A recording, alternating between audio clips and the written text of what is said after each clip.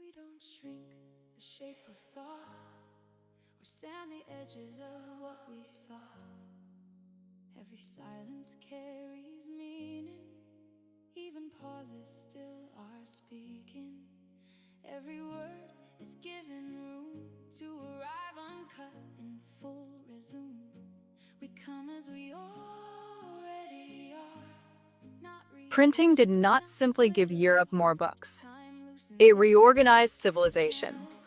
What changed in the 15th century was not merely the speed of copying texts, but the structure through which societies stored memory, coordinated institutions, stabilized language, and distributed authority. Before printing, knowledge moved through fragile manuscript cultures. Texts were copied by hand, slowly, expensively, and imperfectly. Every copy introduced variation. Meaning drifted as it traveled. Then the page became mechanically reproducible. With Gutenberg's movable type system in the year 1450s, Europe crossed what we can call the Gutenberg threshold, the moment when text ceased to be singular and became serial. For the first time, large numbers of identical copies could circulate across regions with remarkable fidelity. And once identical texts began traveling through universities, churches, courts, markets, and households, the entire architecture of European life started to reorganize itself around standardization. But printing did not begin in Europe. Centuries earlier, East Asia had already pioneered mechanical reproduction. China developed sophisticated woodblock printing systems capable of reproducing Buddhist scriptures, administrative documents, and examination materials. The Diamond Sutra from year 868 remains the oldest fully dated printed book known to exist.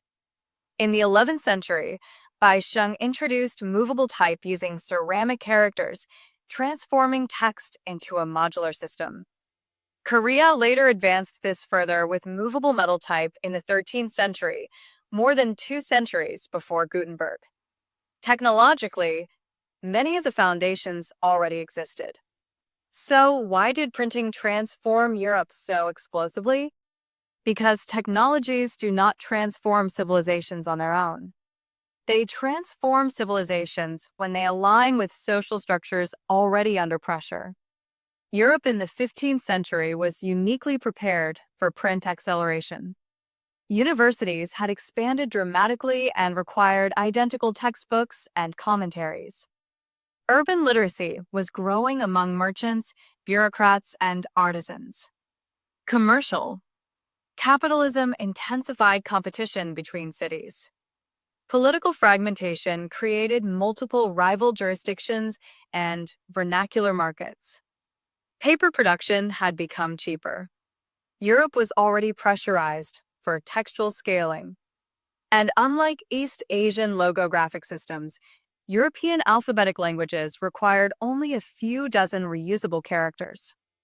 Movable type became economically efficient. Gutenberg's achievement, therefore, was not the isolated invention of printing, but the integration of several technologies into a coherent system. An adjustable hand mold for uniform letters, a durable lead, tin, antimony alloy, oil bastings, and an adapted screw press.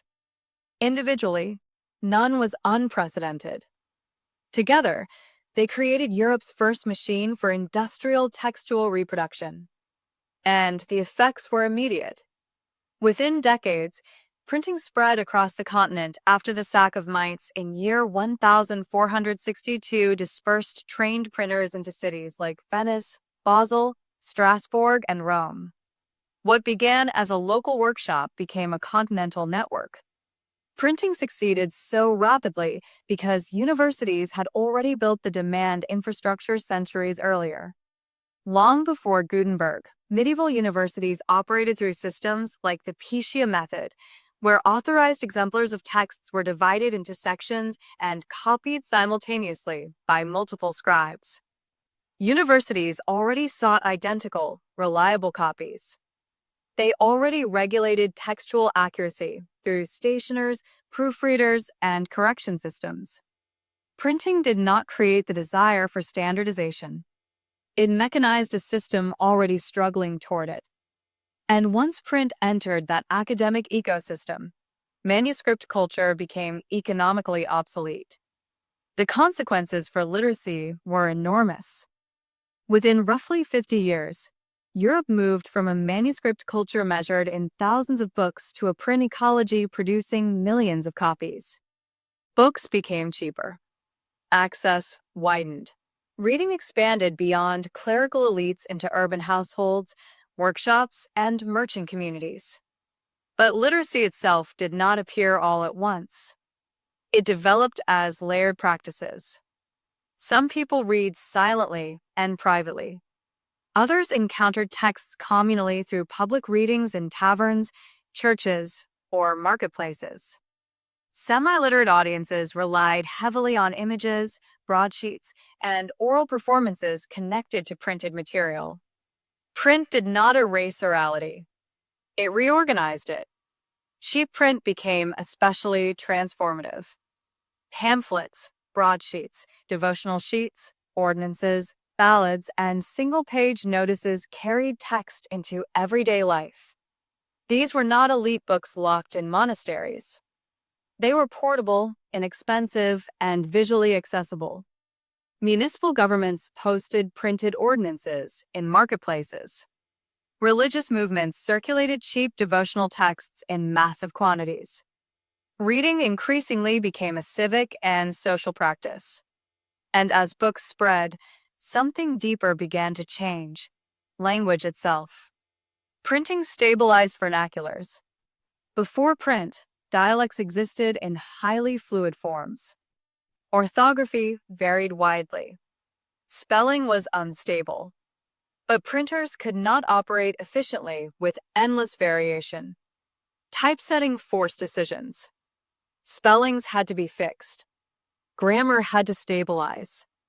Repeated printed forms gradually disciplined language.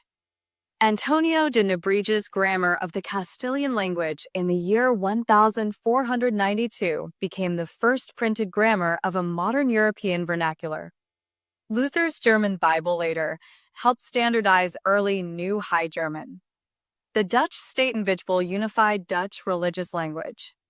The Geneva Bible shaped English prose culture long before the King James Version dominated. What emerged was not merely linguistic convenience, but new forms of identity. People began to belong to standardized languages. Seeing one's vernacular appear in print created a new experience of collective identity. Language became visible, fixed, and nationally recognizable. Printing helped transform regional speech communities into linguistic nations. At the same time, print radically transformed religion and political coordination. The Reformation demonstrates this perfectly. Pamphlets allowed leaders to organize people they would never meet. Luther's sermons became short printed tracts that circulated rapidly across Europe. Between 1517 and 1546, Wittenberg publishers produced thousands of works totaling millions of copies. Print turned religious dissent into scalable coordination. Pamphlets were cheap, portable, concealable, and reproducible. They allowed doctrine to move faster than institutions could suppress it. And because texts were standardized, dispersed readers could orient themselves around identical arguments, identical scripture passages, and identical polemics.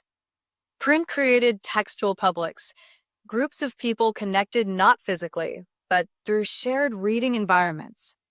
The legal sphere changed as well. Before print, law often depended on local custom, oral interpretation, and unstable manuscript traditions. Printing transformed law into a public, inspectable system. Statutes and legal codes could now circulate identically across jurisdictions.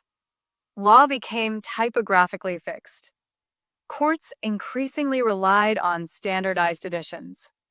Citizens could access the same statutes as magistrates. Legal authority shifted away from localized memory toward reproducible textual reference. Science underwent a parallel transformation. Before printing, diagrams and tables varied between manuscript copies. Scientific knowledge was vulnerable to distortion through copying errors. Print stabilized representation. Vesalius's anatomical illustrations allowed physicians across Europe to study identical images. Copernicus's astronomical tables circulated in reproducible forms. Later scientific journals, like Philosophical Transactions, standardized the very format of scientific reporting itself. Verification became collective. Print did not create science, but it synchronized observation. Scholars separated by thousands of kilometers could now critique identical diagrams, identical data, and identical procedures. Reproducibility became epistemic authority. At the same time, printing created entirely new professions and markets. Authors, editors, compositors, printers, publishers, and booksellers emerged as specialized roles within a rapidly expanding textual economy. Writing gradually detached itself from purely clerical institutions and became a commercial occupation. The Frankfurt Book Fair became one of Europe's major coordination hubs for rights, catalogs, and distribution. Knowledge itself entered market systems. But none of this unfolded without resistance. As printing multiplied ideas, authorities built systems to control them. Licensing regimes, censorship offices, banned book indexes, and printing privileges emerged across Europe. The Catholic Index Librorum Prohibitorum attempted to regulate dangerous texts. England's licensing acts tied censorship directly to economic monopolies within the print trade. Control systems expanded precisely because reproducibility made ideas contagious. And meanwhile, libraries evolved into memory institutions. The Bodleian Library, the Bibliothèque du Roi, Venice's Marciana, and countless civic repositories transformed societies into archival civilizations. Print created not only communication systems, but durable systems of cultural storage. Knowledge became cataloged, indexed, and retrievable across generations. This is why printing cannot be understood simply as a communication technology. It was a civilizational operating system. What made print historically unique was that it aligned three powerful forces simultaneously. First, communication. Identical texts moved rapidly across regions. Second, coordination. Institutions synchronized around standardized references. Third, encoding. Societies stored memory durably through libraries, grammars, codes, archives, and printed records. When communication, coordination, and encoding align at scale, civilizations reorganize themselves. And perhaps the deepest transformation occurred psychologically. The print era trained people to expect stable meaning, standardized grammar, fixed authorship, reproducible evidence, and permanent archives. It shaped how modern societies think about truth, identity, law, science, and knowledge itself. The private reader, silent, solitary, reflective, is largely a creation of the print world. But print also produced tensions that still shape modernity. It unified publics while multiplying disagreement. It strengthened institutions while empowering challengers. It standardized language while marginalizing dialects and regional diversity. Printing created new freedoms and new forms of control simultaneously. And this matters because many assumptions we treat as natural today are actually historical products of print culture. That text should remain stable, that authorship matters, that laws should be uniform, that knowledge should be archived, that scientific evidence should be reproducible, that language should follow standardized grammar. These are not universal truths. They are habits produced by centuries of living inside a print civilization. And now, for the first time since Gutenberg, many of those assumptions are beginning to destabilize again. Because digital media is reorganizing communication in ways that no longer prioritize stability, fixity, or permanence. If print built the architecture of the modern world through standardized language and durable memory, digital code may be building the architecture of whatever comes next. All right. Okay. Thank you for this first section or first chapter. Before we continue, I would like to mention something that I already, I believe, mentioned in the beginning or in the audio version, is that today's episode is about three main topics. So in this video version of the episode, you can find a type of, I can call it, let's say, a summarized version of the three topics. Like really, I try to condense it into 15 minutes each chapter because the three topics are they are deep, they are wide, there is so much to uncover, and still I'm not even sure that even in the video version, in the audio version, I have uncovered even one third or one tenth of what actually those topics are about. So here is a really a kind of, let's say, appeal from me. Please go read about these topics. Read about digital communication. Read about the printing era. Read about the psychology of communication and identity, which is the third chapter we are going to touch on today, because those are things that are happening actually in our lifetimes. It's not some sort of event or situation happening to other people's in another on another planet, but here on Earth during this lifetime we are experiencing those phenomenon. So that's the first appeal. So today's episode is about three topics, which I have divided into three chapters. This is the first chapter that we just finished, the printing era, which was really a very, very deep change in our history, in human history.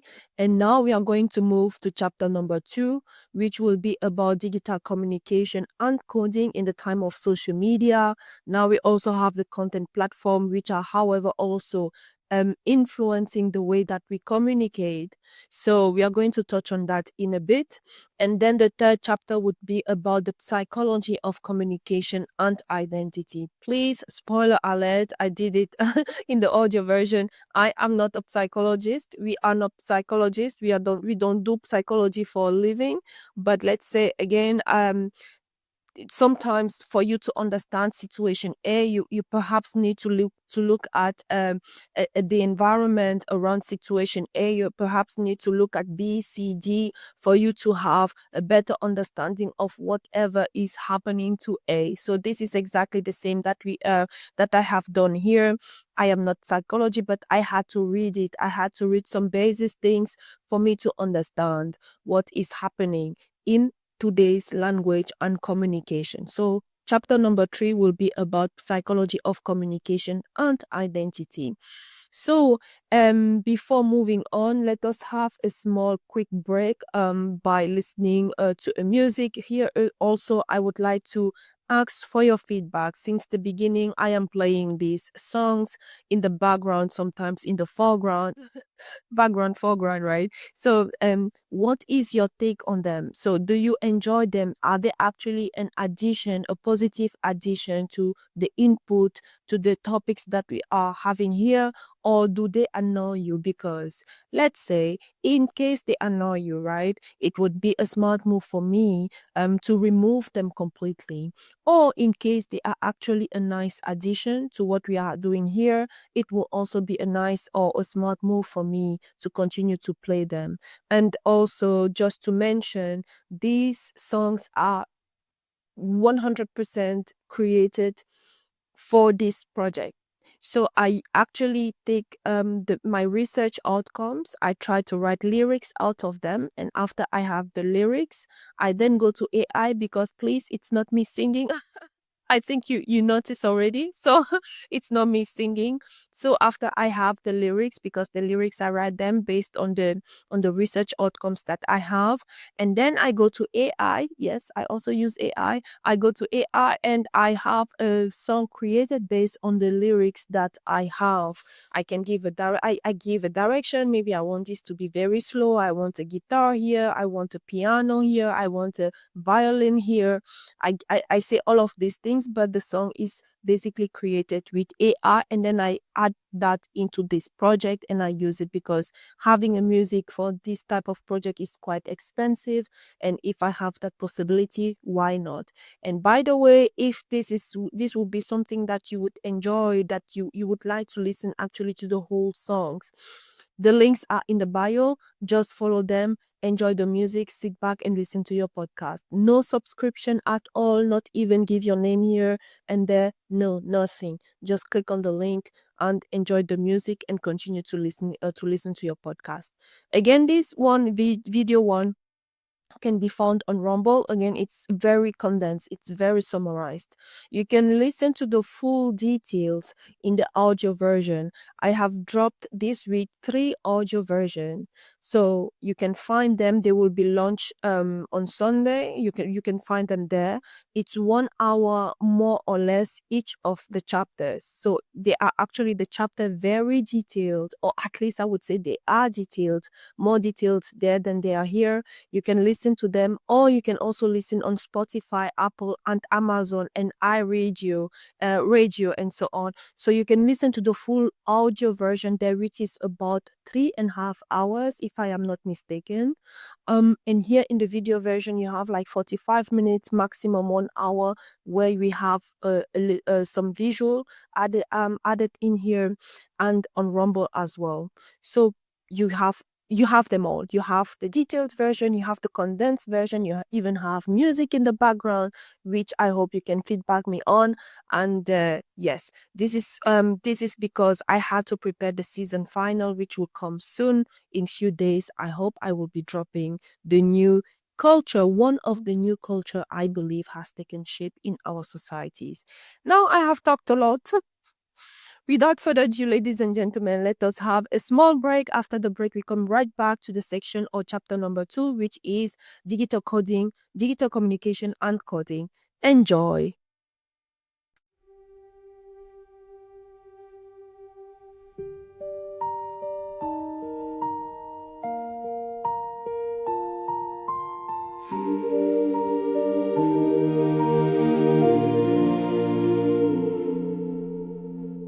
I kept it in my mouth like a coin too cold to spend.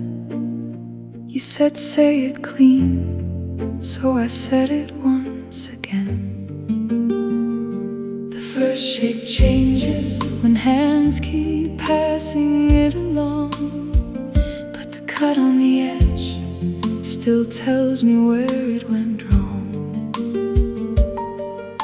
Soft then corrected, then softer still. We